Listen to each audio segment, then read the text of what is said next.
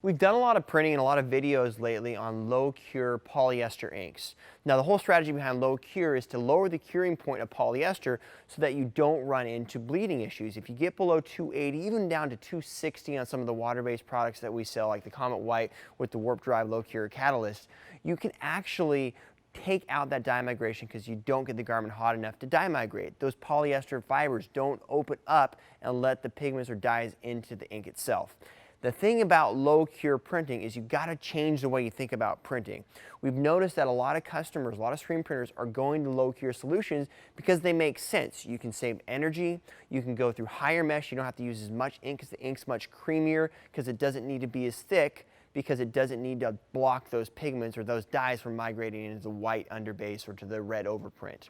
However, because the ink lowers and cures at a lower temperature, you also have to understand that it flashes at a lower temperature, meaning that what people are running into is they're over-flashing the underbase or they're over-flashing the white and they're actually curing the ink. And then they go to put color on top of that, and when you put color on top of cured ink, it doesn't stick.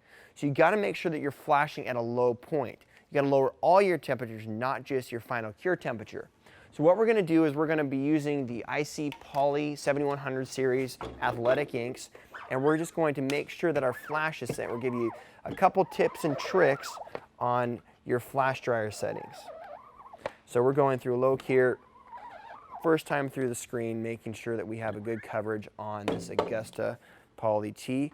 Now, we got a great, nice, bright white underbase there. Looks great, okay? However, we come over to our flash dryer over here. I'm going to use a laser temp gun. And you can see how fast this can actually get out of whack. Now let's take a look at the same thing with a lower flash intensity. And we're at 230, 248, so 255. So we're much, much lower. We're still fine. We're great as far as flashing goes.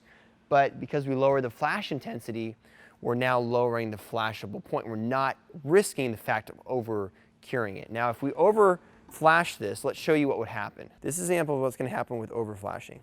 After the wash, so this has been washed one time, you can literally, your ink will start to come off the underbase.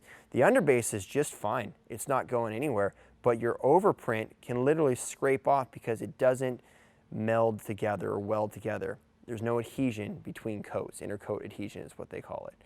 So you got to be very, very careful not to overflash the underbase if you want your overprint to stick on nicely. If printed right, low cure inks are phenomenal. They lower your energy consumption, you can raise your mesh count, and they make life easier to print because they're thinner. But remember, you got to lower all those curing points, even the flash point. Lower your flashing point, make sure that intercoat adhesion is A-OK, good to go, and you're going to be very happy using low cure ink solutions. Check out more of your low cure ink videos on our YouTube channel and the ink solutions on our website. Thanks for watching.